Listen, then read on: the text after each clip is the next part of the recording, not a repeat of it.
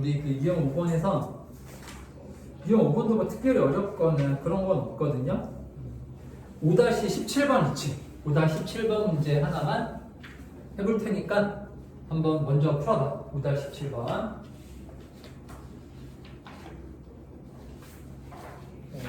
17번이요. 17번. 5-17번.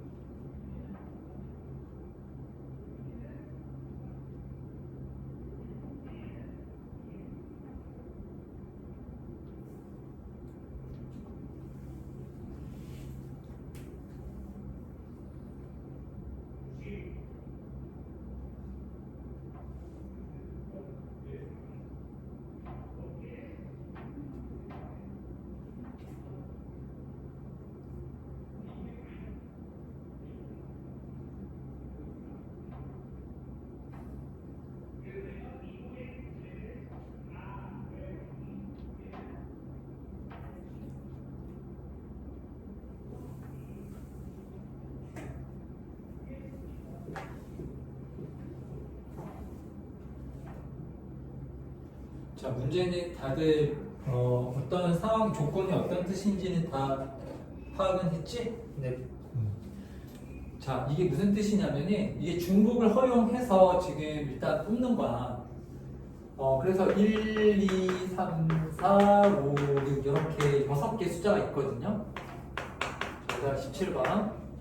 근데 얘네들 중에서 중복을 허락해가지고 몇 개를 뽑아야 돼. 5개를 뽑아야 되는데 이게 짝수냐 홀수냐에 따라서 뽑는 규칙이 달라요. 일단 홀수는 안 뽑아도 되고 뽑는다라고 하면은 한 번씩만 뽑을 수가 있어요. 자, 반면에 짝수는 안 뽑아도 되지만 만약에 뽑는다라고 하면은 몇 개씩을 뽑아야 되는 거야? 2개씩. 2개씩을 뽑아야 된대. 그렇게 5개를 뽑아야 되는 거거든요. 그러면은 어떻게 뽑아야 되는 거죠? 케이스를 이제 분류를 해, 홀수 짝수를 이제 어떤 식으로 뽑느냐로 나눠서 경우의 수를 구하면 되겠죠? 그럼 홀수를 몇 개? 1개. 그 짝수 몇 개? 4개 이렇게 뽑거나. 그치? 두 번째는 뭐야? 홀수 몇 개? 홀수를 몇 개 뽑고 홀수를 3개 뽑는 거죠. 네. 그리고 짝수를 몇 개? 2개 이렇게 뽑는 거. 자, 알았지? 자, 그러면 일단 홀수 1개를 뽑는 거는 경우의 수가 몇 가지예요? 3가지죠. 1, 3, 5 중에서 하나 뽑는 거니까 얘는 3가지고. 자, 짝수를 4개 뽑는 건데 짝수는 몇 번씩 뽑아야 돼요? 2개씩 뽑아야 되잖아요. 2개씩. 그러면 몇 종류의 짝수를 뽑아야 되는 거야? 2종류의 짝수를 뽑아야 되는 거죠? 네. 그럼 짝수가 지금 2, 4, 6 이렇게 3개가 있기 때문에 2, 4, 6 3개 중에서 몇 개를 골라주면 되는 거야.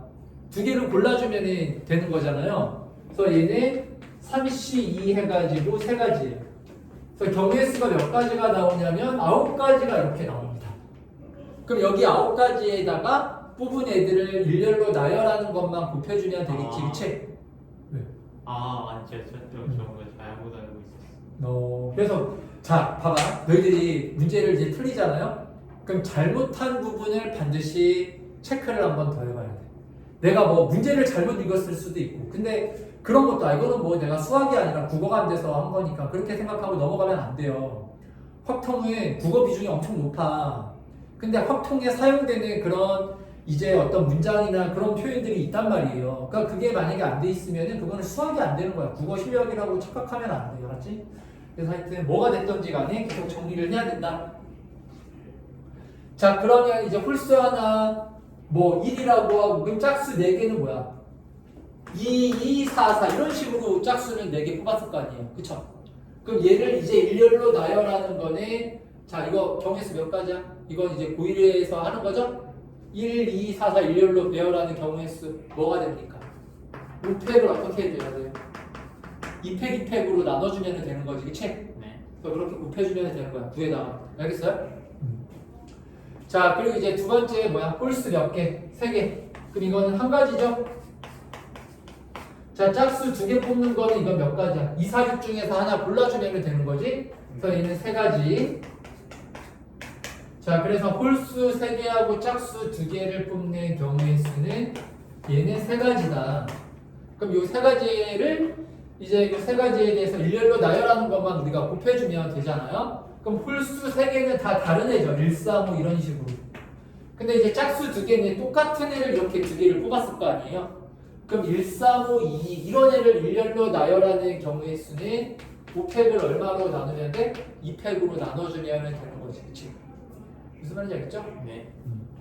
자, 그럼 오늘은 이렇게 해가지고 문제는 다 좀 마무리를 하고 내일에 그 유형 6번이랑 그리고 유형 7번에서 최단 경우의 수 구하는 것만 한 번 더. 이거는 뭐 설명할 것도 크게 없어. 이 부분만 좀 간단하게 하고 그 내일은 순열을 하도록 할게요. 알았죠?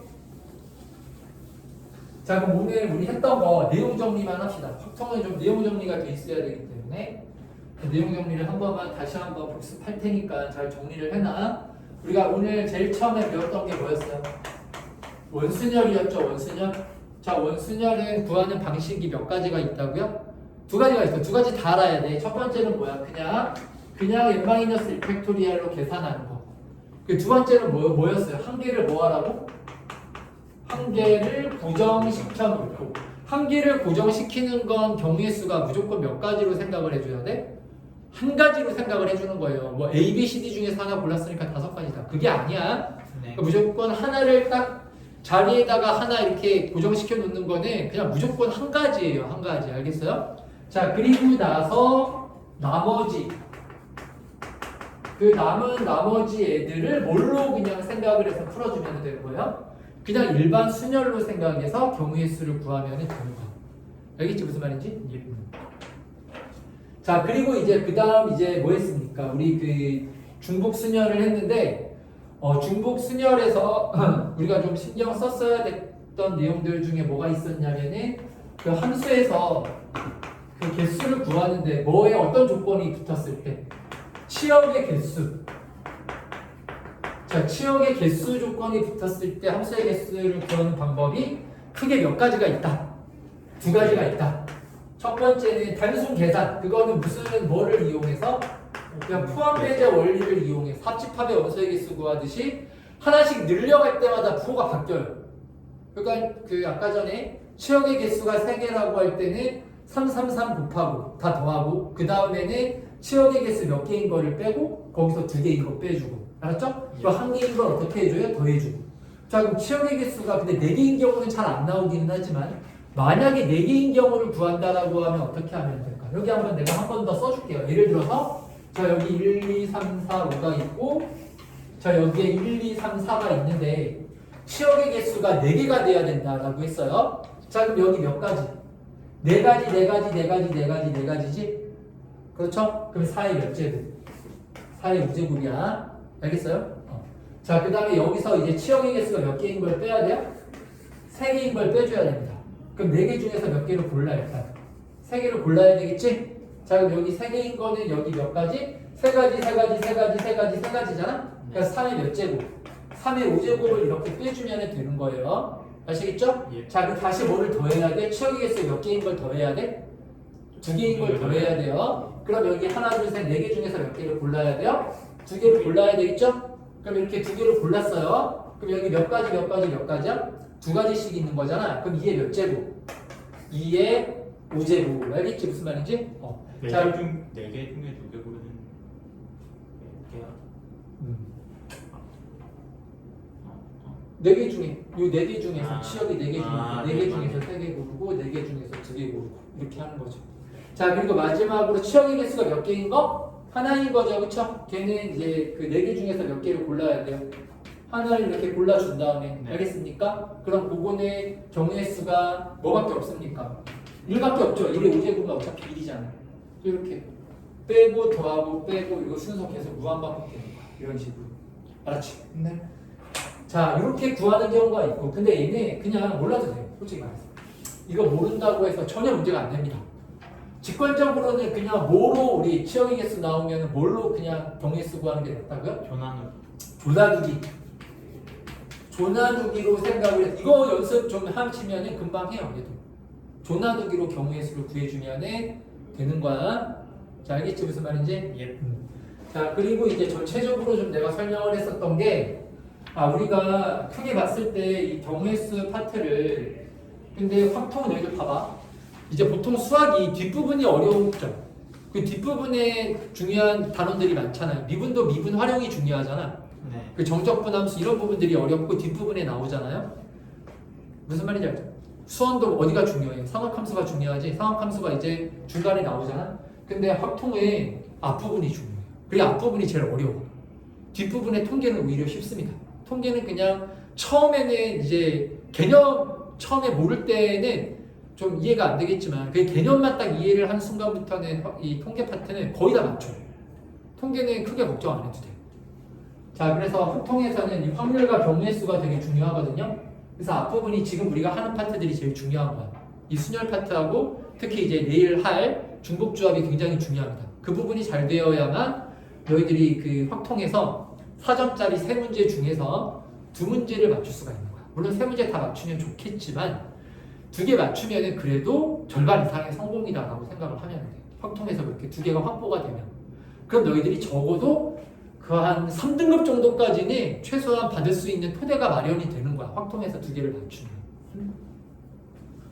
자, 그래서 이제 이 확통의 앞부분이 중요한데 내가 뭐 어떤 얘기를 했냐면 확통에서 전체적으로 봤을 때 우리가 이제 항상 생각을 해야 되는 게 무슨 사건이 있다.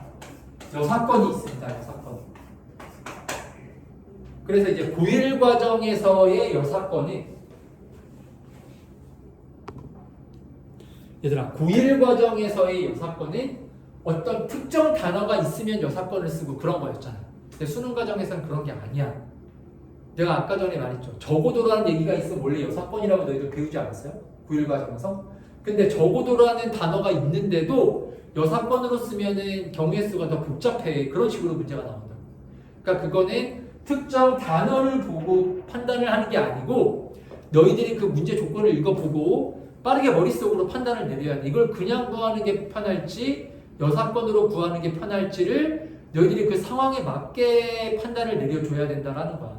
그러니까 기본적으로 여사건으로 풀지 말지 이런 생각을 머릿속에 항상 갖고 계셔야 됩니다. 구할 때, 문제를 풀 때. 왜냐하면 어떤 특정 단어가 있다고 해서 얘로 풀고 그런 게 아니기 때문에. 알겠지 무슨 말인지? 예. 자, 그래서 한 이 정도만 오늘 했던 내용들 중에서는 좀 기억을 하면 될 것 같고 하여튼 내일에 우리 중복조합을 열심히 하지 않았지?